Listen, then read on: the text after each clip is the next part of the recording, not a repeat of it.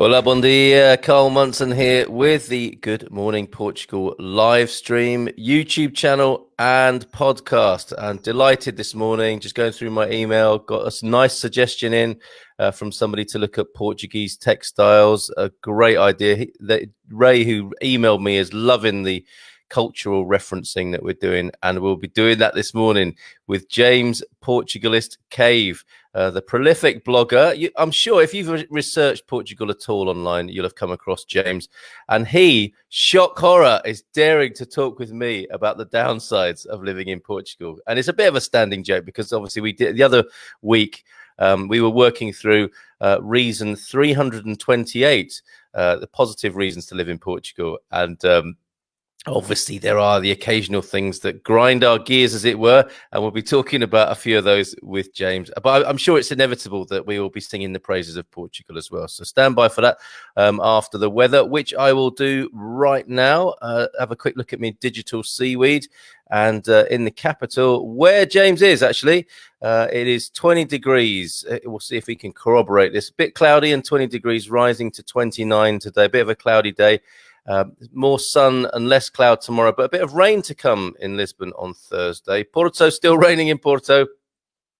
I can't help but think of Lisbon being like London and Porto being like Manchester with my British referencing.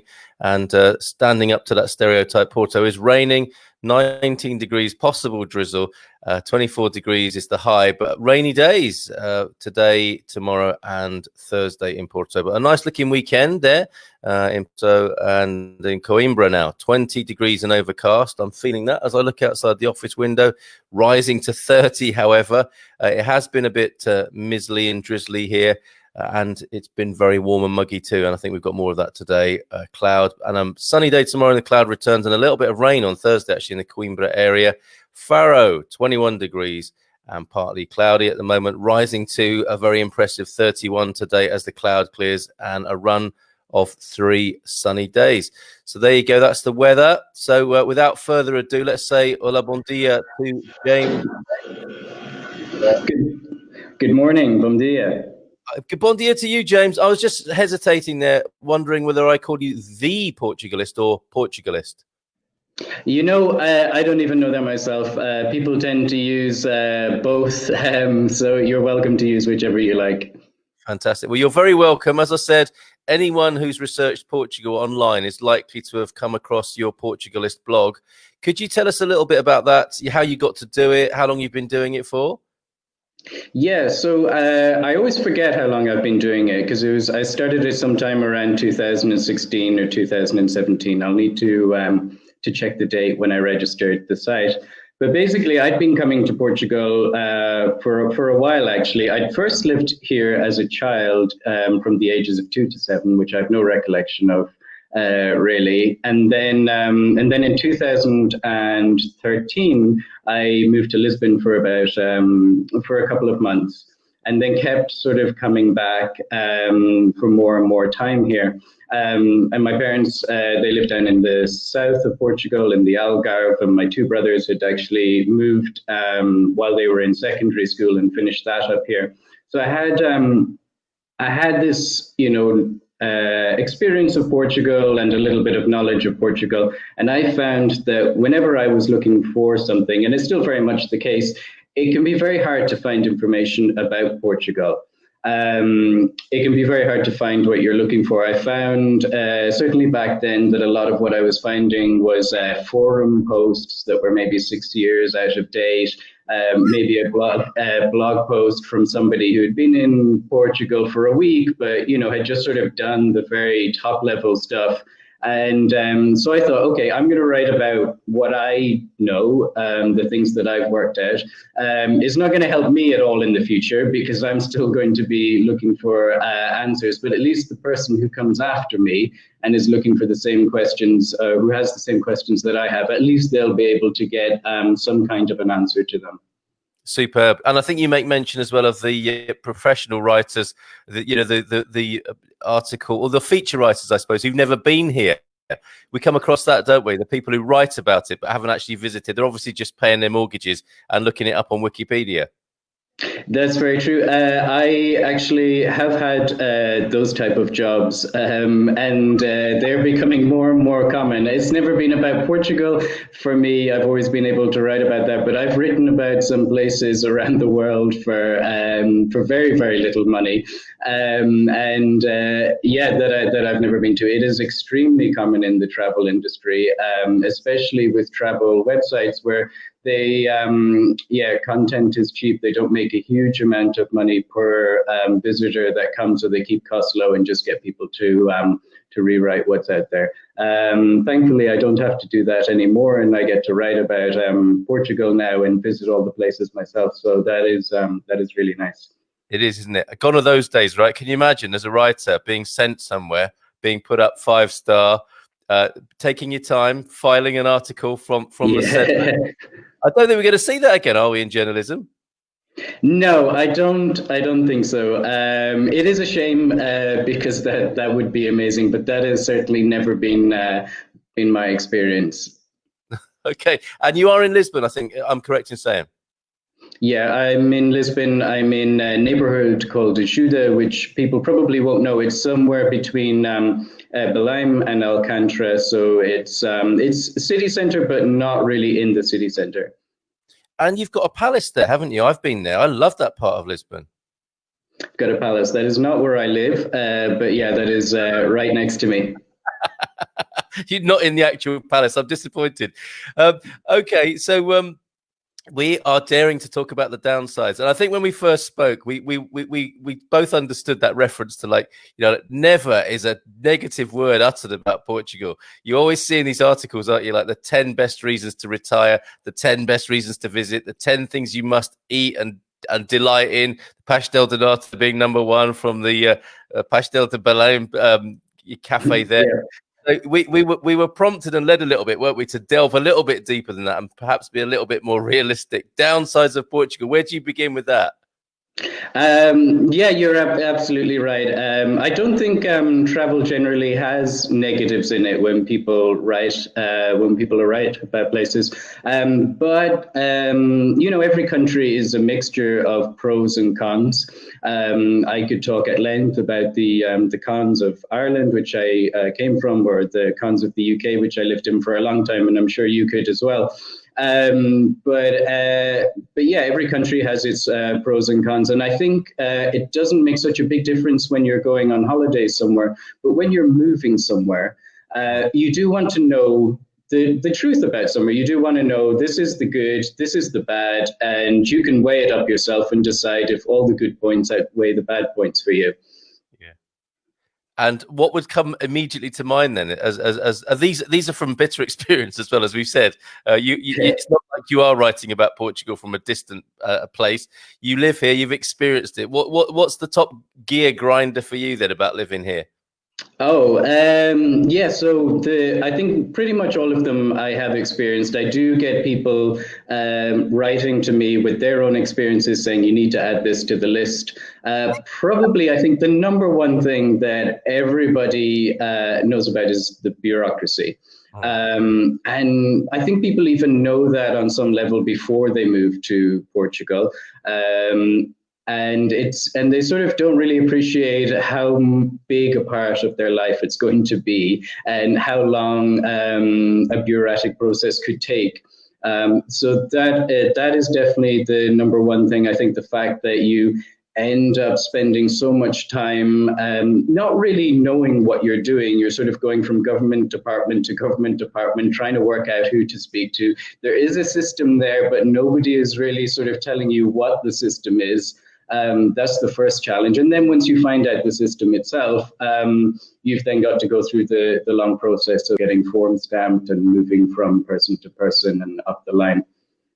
And what have you done yourself to cope with that? Because I think that's absolutely right, and people do recognise that. I mean, Portuguese people recognise that, don't they? Absolutely. Like you say, you know, it's a bit complicated, isn't it? Doing this X, Y, or Z, and they go, yeah, and that's, you know, that is just part of life here. What are your adjustments to that process? What would you suggest to people, given that is a given? How best to approach that if you're going to come and live here, or even begin to apply to live here? I would say take the very Portuguese approach and just go, yeah. It is a part of life here, and it isn't just a part of life in Portugal. So, I wrote about all the different downsides to living in Portugal, but in the past few months, I've updated it to say these aren't always just things that happen in Portugal. If you move to Spain, if you move to Italy, you're going to have similar experiences on the bureaucracy thing. Even living in Germany, I've lived there for a little bit. They surprisingly have a lot of bureaucracy there. We tend to think of the Germans as being very efficient and organized, but with that efficiency and organization comes a lot of paperwork. They love it too. So it's something that is very hard to escape anywhere that you move, I think. But it's definitely, I think Portugal takes it to another level. Yes. Yeah, you can see that it's part of some people's jobs, isn't it, to be involved in that level of long grass. And another thing I would add to that, I mean, my first response was like, take a book, take a pack, take a seat, take your ticket, and definitely take a chill pill. That's one thing. And remember, why you came to Portugal was to have a quieter, easier life, possibly. So get in the spirit of that and take it easy. But I think also it goes both ways, doesn't it? It's like, it's not as if you are being pressured with the bureaucracy. If part of your process is to wait 2 months for an appointment, that's the cultural norm here, isn't it? Is then the process has got to that point and you just wait 2 months until your appointment. Everything's on hold until then, isn't it? And the people go about their lives. Whereas in, Americans, it drives Americans nuts, doesn't it? As the kind of, the client or the customer, not to be dealt with there or then, or to be able to pay some money and get it done faster. It's just like, you're going to get your appointment in 2 months, go away and come back in 2 months. That's all there is to it. And that's normal life here, isn't it? Yeah, absolutely. And yeah, going back to what you said, I do definitely agree with the book.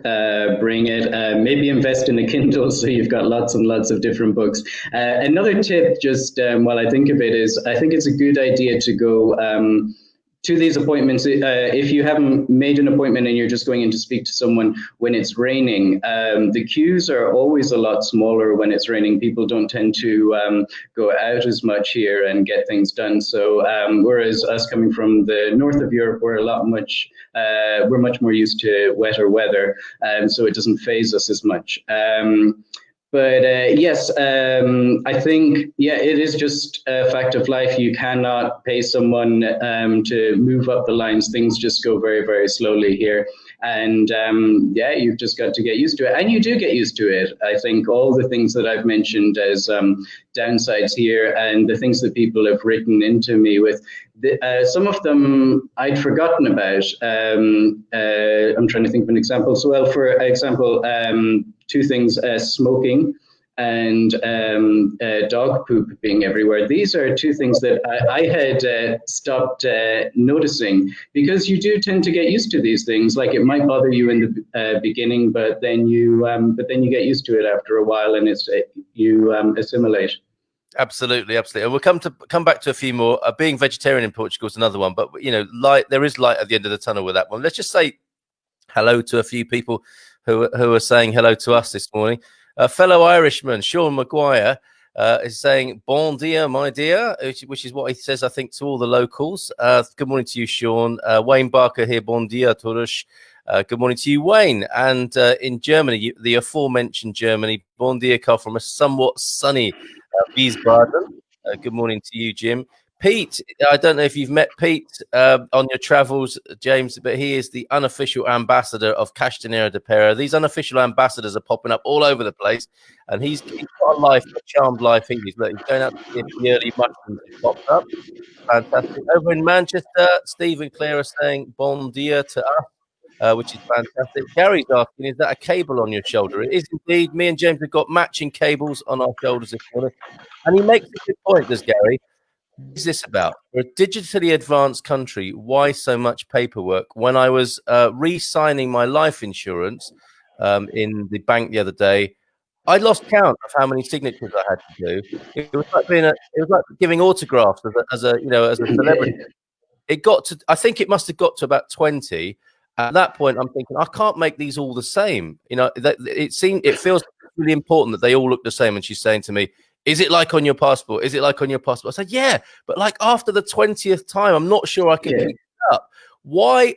Do you know the answer to this? You know, this is a digitally advanced country, multi-banco system, some of the incredible, you know, technological advances, 5G rolling out everywhere, steam cities. And yet when you go to the bank to open an account, 27 signatures later, and you've nearly completed the process. What is that about? I do not know the answer to that. I think probably a lot of when you're trying to work out with Portugal why things are the way they are, a lot of it you have to look back at the history and Portugal has a very different history to places like the United Kingdom or the United States, and bureaucracy and a bigger form of government were a big part of that. I think we've seen in places like the UK and Ireland, and I assume the United States as well, we've seen a lot of development in banking over the last few years. The UK is one of the few places where you actually get free banking. And we've seen a lot of things like the challenger banks moving in and setting up base there. So we probably look at things from a very different point of view than someone from another part of the world does. I think even in the United States, they're a little bit further behind on their banking compared to the United Kingdom. Oh, interesting. Okay. And Jim agrees with you about German bureaucracy. It's like wherever you go, it's not just the bureaucracy, it is the language barrier and the cultural barrier that goes on top of that as well, isn't it? But that makes it seem worse, I think. And you get used to what you grow up with, don't you? So when you encounter a new culture clash, it makes it doubly difficult. Wayne, picking up a little bit on what you're saying there, are you saying Americans and Brits are efficient and organized? Not exactly, but it's all relative, I suppose is what we're saying. Good morning to you, Valerie. I have a great way of dealing with the bureaucratic BS. That's quite a good way of putting it. I don't. Yeah. I get my accountant or my solicitor or somebody who deals with bureaucratic paperwork to deal with it. That is a cultural thing for sure, isn't it? It is some people's jobs. Not hugely expensive and saves me a fortune on high blood pressure medication. Would you approve and endorse that sentiment, James? It's definitely a way of doing things. I think I notice this difference now because I see so many people moving to Portugal from the United States compared to in the past when they were mainly moving from, say, Germany, the United Kingdom, Ireland, Holland. And we have two different ways of doing things. And in Europe, we would rather, for the most part, spend 20, 30 hours trying to work out how to do something, but do it for free ourselves. Whereas I notice a lot of Americans coming over there asking me, okay, but who can I pay to get this done? And I'm really starting to see their point of view on how to do things. If it depends on how much you think your time and your stress is worth to you. But if you can see the value in just paying someone else to get it done, it will save you a lot of money and on that blood medication. Yes, absolutely. And they are out there. You know, we've been doing some amazing webinars with Expats Portugal, and there are professional service companies who know how to deal with the bureaucracy, but also know the rhythm of these things as well. You know that there is a natural flow to these things, and they'll tell you honestly how long it's going to take. And you can't expedite it with money like you can in North America. It's just not the culture here. We've got some more hellos this morning. Hello from the UK, from Henry. Bon dia, Carl. And I'm sure that's extended to you as well, James. Henry is looking to move here, as so many people are. We'll talk about that as well, actually, because there is an upturn, I think, isn't there, an interest in Portugal. Bon dia from Tessera, from Donna. Good morning to you, Donna. Don't hear from you too often. And hola, bon dia from Paul. Hope you're doing well, Paul, and looking forward to having a mini with you at some stage. Pete makes a good point here. And we might be able to help with this. Maybe it's a collaboration. Collaboration is required. What all cameras need, and these are the town halls, basically, if you don't know what a camara is, don't get that confused with the prawn, which is a camarão. A camara is the town hall. I'm trying to get ours to do this, says Pete, is have a welcome pack for new residents outlining what forms, regulations, info, etc. you need to comply with. You need your grandparents' DNA samples, obviously, as part of that pack. Easily done but hard to get this into action. I think, yeah, if you keep chipping away, that's a really good idea, Pete. Would you agree there, James? And have you done any work directly with the authorities, given how people come to you as a source of information? No, I haven't. It's something I would like to do actually, because I feel a lot of people are coming to me, and yeah, it would make absolute sense for me to work with the various different offices in Portugal to help people with that. And I agree with what Pete is saying. If you had a welcome pack, even if you just knew which forms you had to find and you had to go through, that would be a huge start. Let's dwell on that for a moment. So traditionally in Portugal, what are you going to get asked for? What should, and this, I mean, the first piece of advice obviously is to create a little file, which I've done, and have those things with you so you don't have to keep toing and froing. But what are the usual suspects in terms of documents, James, that people are going to need? Everything, absolutely everything. Yeah, no, I would say with paperwork, you need a couple of filing cabinets, because I'm not normally used to holding on to paperwork, but in Portugal, it's really helpful to have as much paperwork as you can and to be able to go back and find any documents. So whenever you're doing anything at all, the more paperwork you can produce, the better. Yeah. Excellent. Okay, and yeah, there is the NIF number, of course, which is one of the early bits you should get, as well as bringing your birth. I mean, yeah, like James says, bring everything that you could possibly imagine, and then all those bits that might still be useful as well that you didn't think would be a requirement. It's just forewarned is forearmed, or be a Boy Scout, be well prepared for all of these sorts of meetings. And I think the bureaucrats I've met, the administrators, I'll call them, I think they're quite impressed to see that you've made an effort, that you've brought along a sack truck with all your personal details with you. Flip side of my comments is that our local branch of Millennium has closed because online banking has increased, and I think we're going to probably see more of that, aren't we, with the economic downturn, crash, whatever is going to come as a result of the pandemic. I don't think banks hold back in terms of shutting down resources if they can possibly do it. But his local Millennium is shut there, and Gary says if it keeps people in work, I don't mind having to wait for a while. And that's a nice sentiment, isn't it? And I think, we've looked at bureaucracy, we've looked at dog poo briefly, and cigarettes and cigarette butts. This other thing is queuing, isn't it? Which says, the Brits are also queue champions, so we're used to that in a way. But that's something to get used to, isn't it? The queuing in taking a ticket in most of these situations that we're talking about. But why is it, James, that sometimes you might wait for half an hour in a multi-banco ATM queue and no one bats an eyelid, which I find amazing. But if in other parts of Europe, people will be huffing and puffing behind you, like, what's taking so long?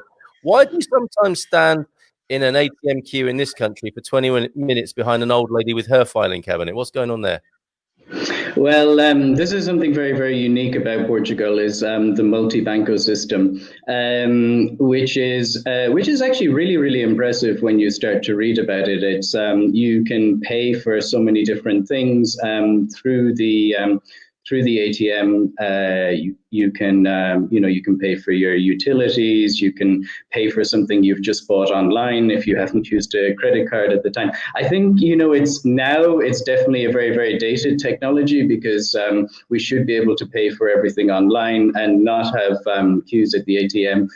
But a lot of people are still used to that technology. So yes, that's why you'll find yourself waiting, because people will have pieces of paper with them, and they will be paying for multiple things in one ATM session. And you might have an old lady, mightn't you? Doesn't quite know what to do. She'll call you to the front. She'll tell you her PIN number, everything. Exactly. Yes. Helping her doing her household admin at the ATM. It's a really nice, typically a beautiful Portuguese scene. This just in from Belgium, from Jeannie. Good morning to you. Bon dia, Carl and James, and to all. We have a Minister of Administrative Simplification and digitization in Belgium. Well, get you, Jeannie. I think we might need one of those in Portugal, and it does fit in with Portugal's, visionary technological plans to have such a minister. I think Wayne says Veronica gave us some great nuggets of wisdom as she's been in the country for years. Nothing changes until it changes. That rings true. That's true of all human life, isn't it? Practical tip needed here, James. We want to get our NIF number next week. What do we need to bring for that? Everything is the short answer. Specifically, James, on getting a NIF number, how difficult or easy is that?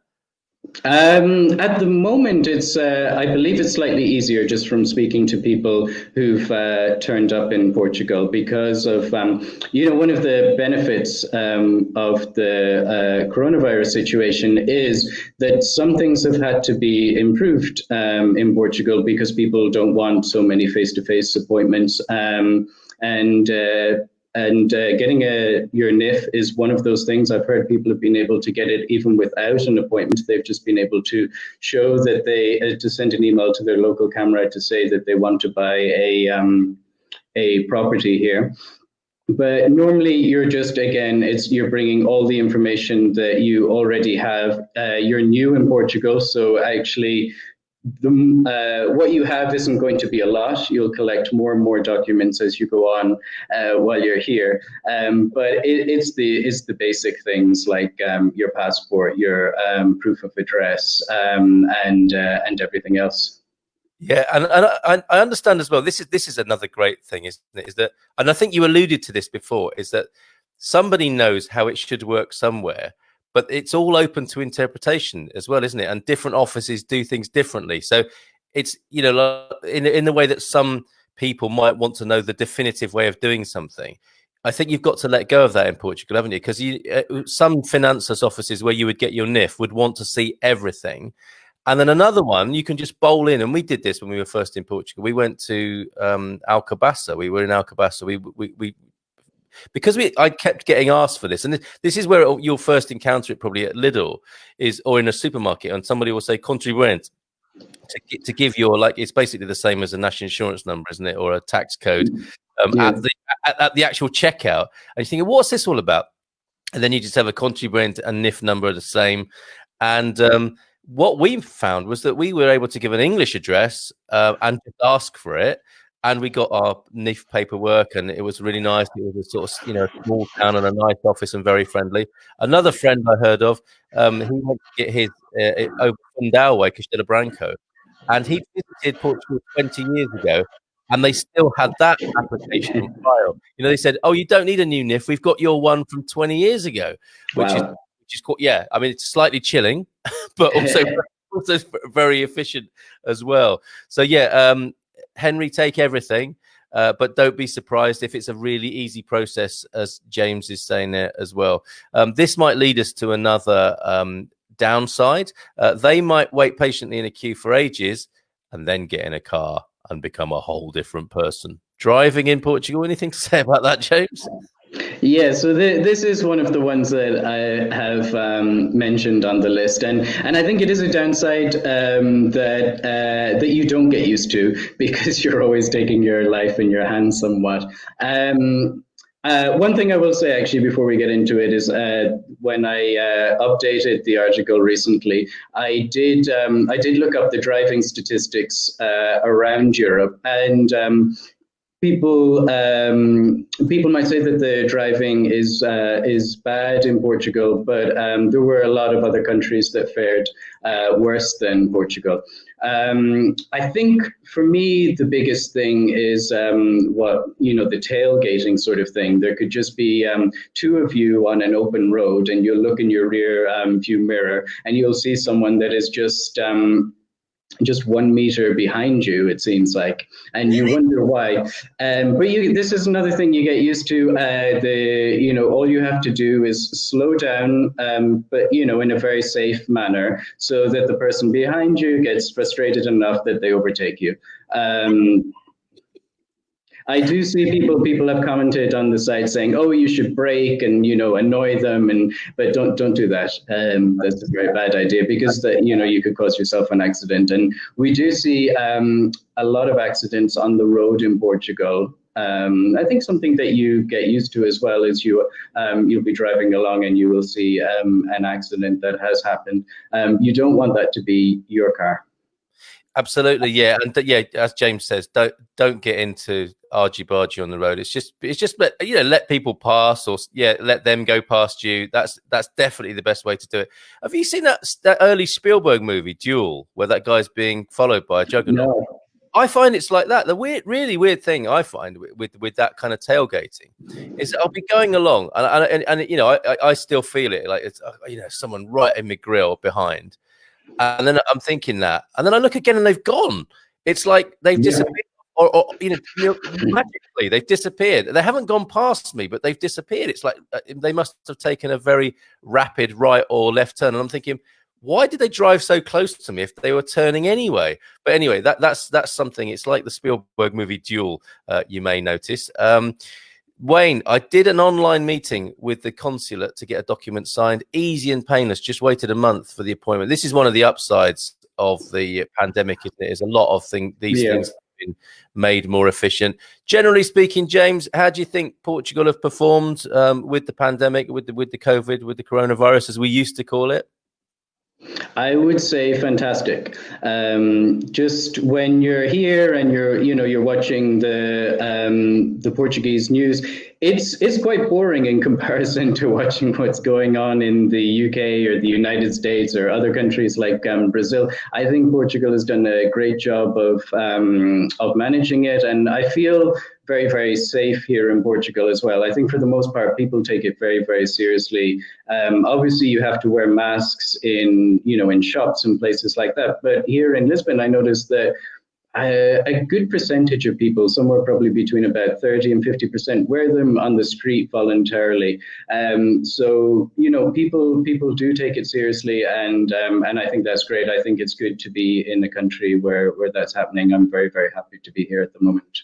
Yes, indeed. And I'm reminded as well of our president's great example here, and how he helped a couple of distressed ladies. If you want to stick around and take a look at that story in just a moment, that was really good. How he went to the aid. He's in the Algarve at the moment, isn't he? Taking his Mars selfies. Yes. And boost up the economy down there in the Algarve. And whilst he was there, he's having a swim in a bay somewhere, and he goes to the rescue. He's 71 years of age, and he goes to the rescue of two women who've got in trouble with their kayak. And what's on my mind is, like, what would your president or prime minister do in such a situation, or you folks from other countries? So we'll come back to that in a moment. 1 meter, more like 10 centimeters. I think that's the tailgating thing, isn't it? Just learn. This is Ferry, who's also in Castellano de Pera. Just learn to be patient. It's better for your heart, and try to listen. Yes, then you can learn some Portuguese in the waiting time. They also take the time for you when it's your turn. That's a really good point. When it is your turn at the front of the ATM or in an office, it's your time, and you can take as long as you want. I've noticed that, and I'm thinking, I should rush because of all these people who will be tutting behind me. But no, when it's your go, it's definitely your go. We have a watch, and they have time. Another nugget. Yes. But that's true, isn't it, James? When it's your go, you get treated really well. Yeah, absolutely. Is a very good point. And I think the point about learning Portuguese is very good, because I definitely find when I'm in a situation where I know I'm going to need the Portuguese, I'm really, really put an effort into studying it.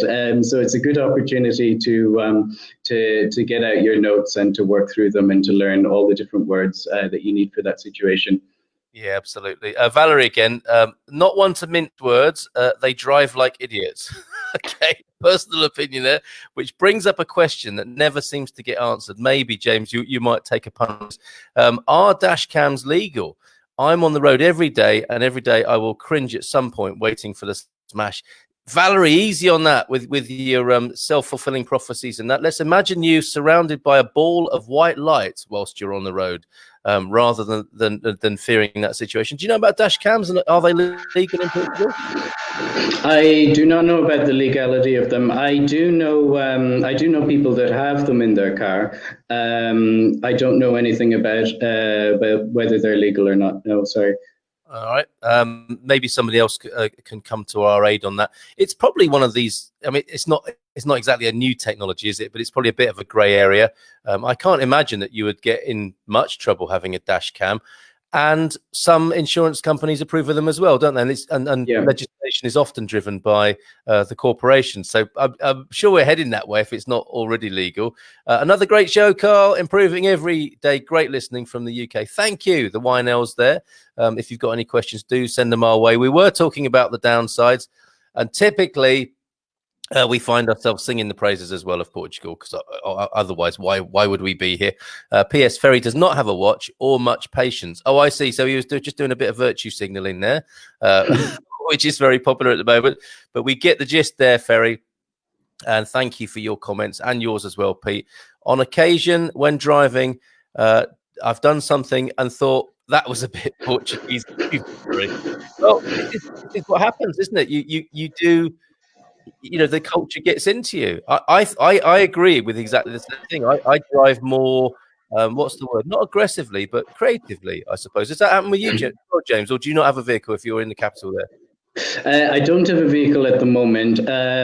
One thing I did notice, you do pick up these habits. So I think, was it before I moved, somewhere between living in Portugal, I had lived in Germany, where very, very strict road etiquette there.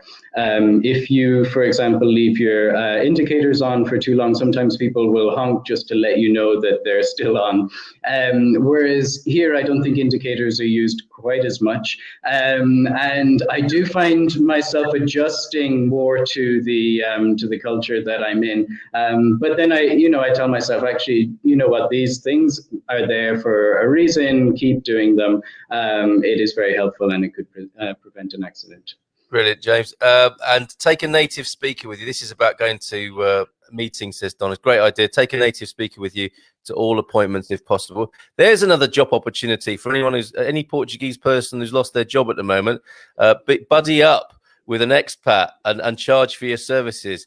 It facilitates a more positive attitude from the government representative. Yeah, because actually, this is something I've noticed as well. It's not personal and it's not meant badly. But can you imagine if you put in a government representative on the spot by asking them to speak English? That's going to be stressful for them. So I think that's a really good suggestion there, Donna, and a job opportunity as well for people in Portugal. German drivers, extremely aggressive and tailgate as well, even at speeds well above 135 kilometers per hour on spots of the Autobahn without speed limits. Yeah, that's another level altogether. Gary, Valerie saying indicators come as optional extras. I think that's what you were saying in a roundabout way, James, right? If people just stopping anywhere for a chat, that is so amusing. And again, take a chill pill. These people need to speak to each other. Community life is important here. Wait, it might be you one day that wants to stop and have a chat, and then you can have your go with that. Does that happen in Lisbon as well, James? Yeah, it does. I think, like you say, this is one of the things that you end up getting used to. I think one of the main reasons that we all moved to Portugal is for the slower pace of life, for the more relaxed attitude, and so you've got to just keep reminding yourself while you're here that this is why I came here. Yeah, absolutely. Great advice. The only annoying thing on the road here is that it always seems like I have a trailer behind the car. That's just your neighbour joining you for a drive. Things seem to have changed on the roadways here in Germany, James, with the younger drivers. Yes, thank goodness for the young people. Now, we mentioned... I believe that children are our future. Things are changing for the better, I think, with the consciousness of the youngsters. But back to this idea of the influx now, which is a bit of a Daily Mail word, so forgive me, but the upturn of interest in Portugal. Are you noticing that? What's happening here? I mean, particularly with Brexit, obviously, but around the world, is there a spike in interest in what you do, James? Yeah, definitely. So there was a huge amount of interest, I'd say, in the last year or two from basically there's a sort of correlation between when Trump got into power, there was a spike. When Brexit happened, there was a spike. Now we're looking at the deadline for the official Brexit. at the end of the year. So there's more interest from people now, and they've got the elections in the US in November. So people are thinking about that as well. So yeah, you can definitely match the spikes to things that are going on around the world. And there is a huge interest in moving to Portugal. I think there's just so many articles have been written about what a great place it is to live, and it is a great place. So I would say it's unbelievable. At the moment, though, there are so many restrictions on people being able to move here with the travel restrictions. That makes it difficult for people. So people from outside of the EU at the moment are finding it very hard to get in. So they can't really make plans for the next few months. Even people from other parts of Europe are still either not able to come here, perhaps having to do quarantine when they go back to their home country, or they just don't really want to get on a plane and fly at the moment. So it's a mixture at the moment. And any unusual countries that you've heard from on your radar at the moment, or is it the usual suspects? I think Portugal is always going to attract people from places like the north of Europe, from places now like North America, because it's not a great country to go and work in for a lot of people. It's not somewhere where you go for the high wages. So it tends to attract people who already have some sort of income. They either have a pension, or they're self-employed, or they have an idea for a business that they're able to set up in Portugal. But in terms of other countries, I'm seeing a lot more people coming from, let's say, Ukraine is an unusual one. Definitely from Russia as well. There's definitely a few interesting ones in there. Yeah, fascinating. There's your website on there that we've got on the screen at the moment. Would you like to give out your website address, please, James, and other ways for people to get in touch if you want to encourage such behavior? So the website address is www.portugalist.com, and that's just Portugal and then IST on it. And the easiest way to get in touch with me is probably through email. I'm very old-fashioned. I do try to do my social media, but I'm not very, very good at it. So james@portugalist.com. Very easy. Fantastic. It's been great having you here. I mean, do stick around as we look at this, the president going to the aid of these ladies, if you wish. And a couple more comments here. Concerning population upturn, in 2017, we counted 84 people in our village, and now we have 97, despite quite a few funerals. That's another part of Portuguese culture, isn't it? Funerals very different to what I'm used to. I was talking about it with somebody at the weekend, actually.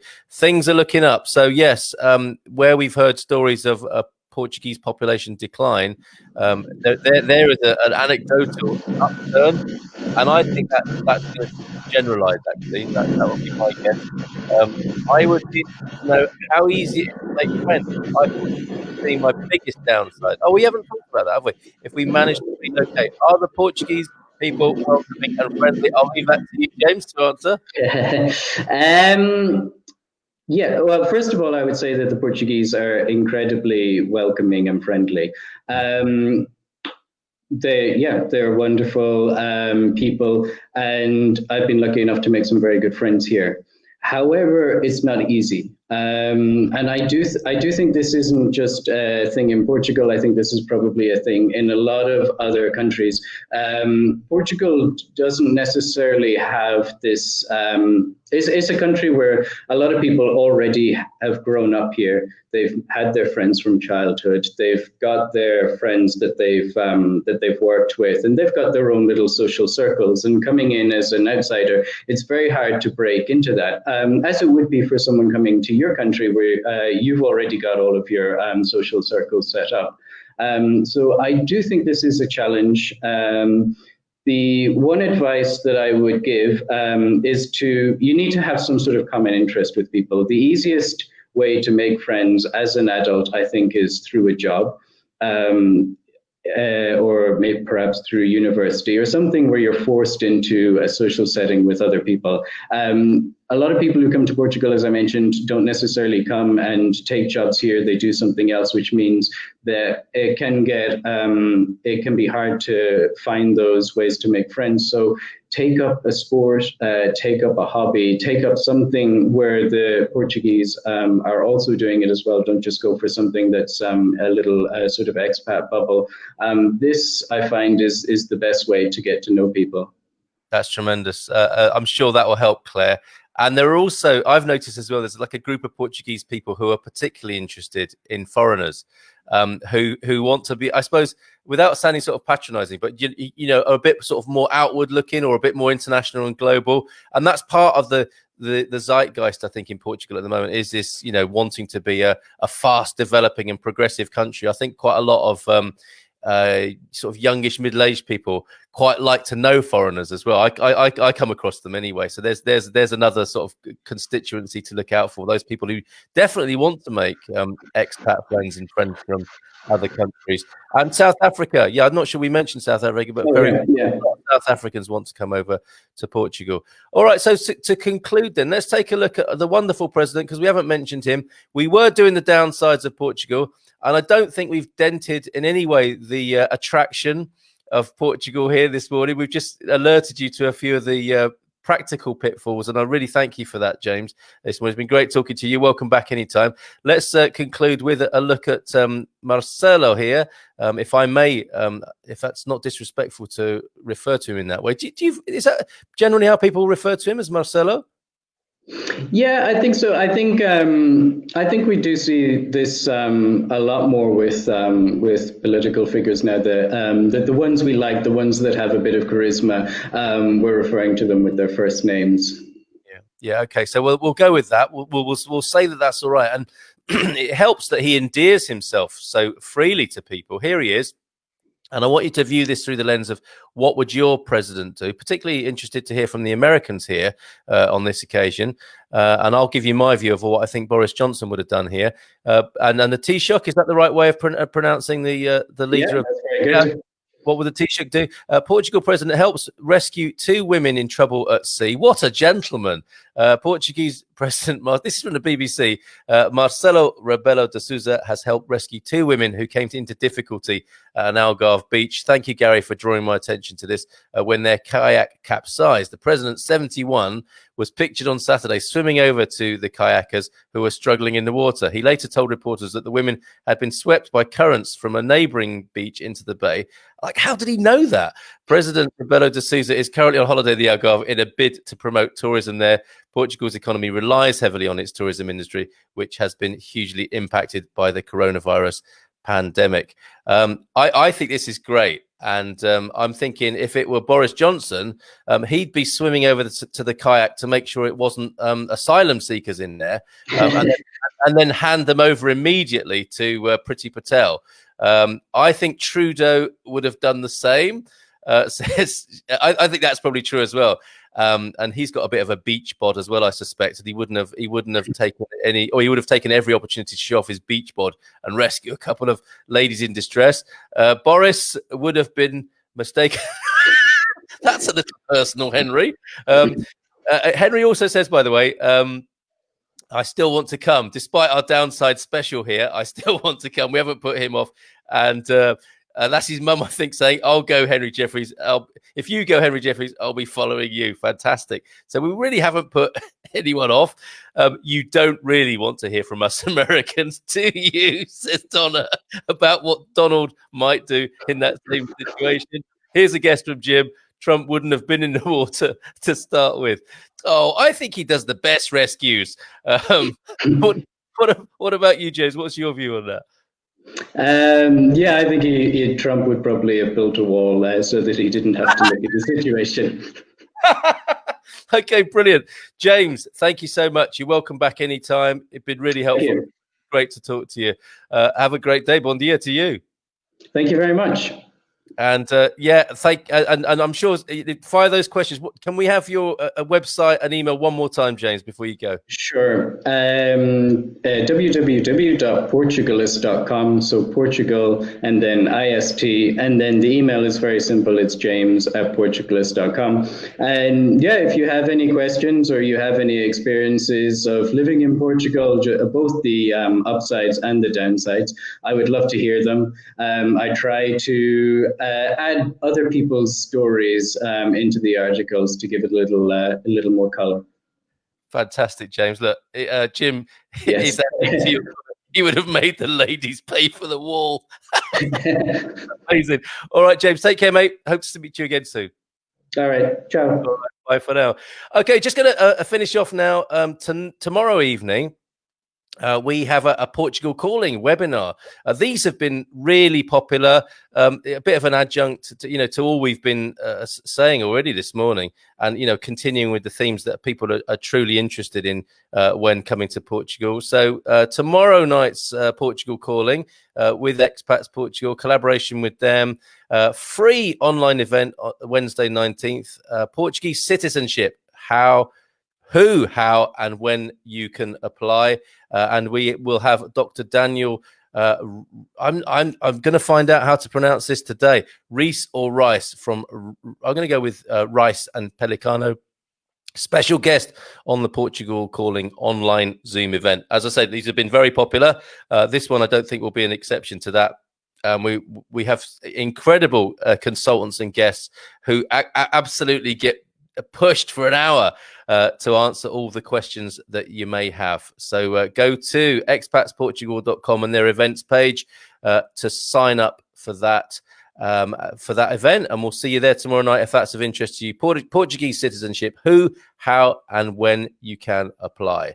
Okay, let us finish with a bit of a dad joke as well, actually, with this COVID situation. Finally, here in Portugal, if you've had to wear a mask and a glasses combination during the COVID pandemic, you may be entitled to condensation. Sorry about that.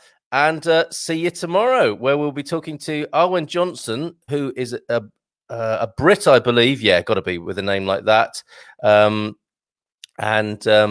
She is opening a restaurant in the Espinhal area, and we're going to find out from her exactly what that was like and what her hopes and dreams and plans are for starting. It got to be said, in a challenging time, opening up a restaurant. So let's do what we can to support her and find out about her journey, because you might be considering a similar move here in Portugal.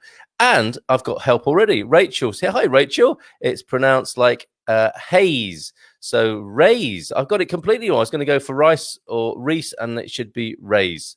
Okay, thank you so much for that, Rachel. Really appreciate that help. There's always someone around to help me with my Portuguese pronunciation. So, folks, thank you for joining me this morning. I think James was great. We'll have him back again soon.